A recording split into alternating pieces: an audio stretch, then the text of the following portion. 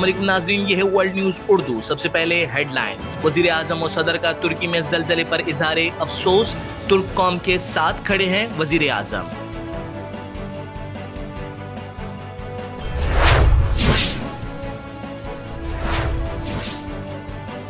Pakistan coast guard का समंदर में रेस्क्यू ऑपरेशन, इंजन फेल हो जाने की वजह से कश्ती समंदर में फंस गई। कोस्ट गार्ड की बरवक्त कार्रवाई से कीमती जानों को बचा लिया गया।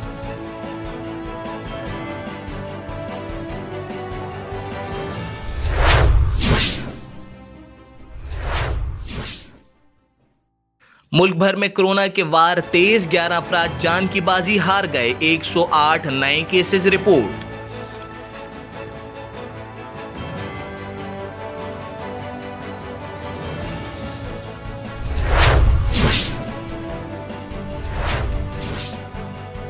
तहरीक इंसाफ कराची रीजन के तहत मुसल्लह अफवाज को खिराज तहसीन पेश करने के लिए रैली कल निकाली जाएगी।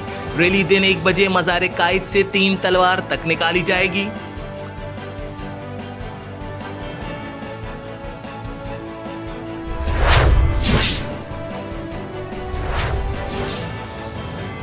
जेम्स बॉन्ड का तारीखी किरदार अदा करने वाले शॉन कॉनरे इंतकाल कर गए।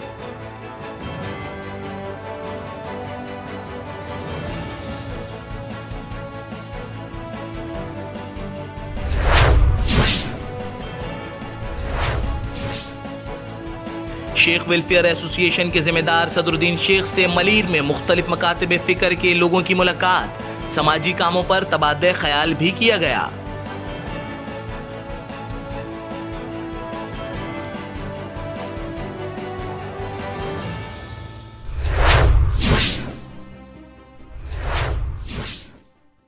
सिलसिला आलिया नक्शबंदिया सैफिया गुलशन हदीद के नुमाइंदे बासिर अली खान ने इस्तकबालिया कैंप में कसीर तादाद में शिरकत पर अवाम का शुक्रिया अदा किया।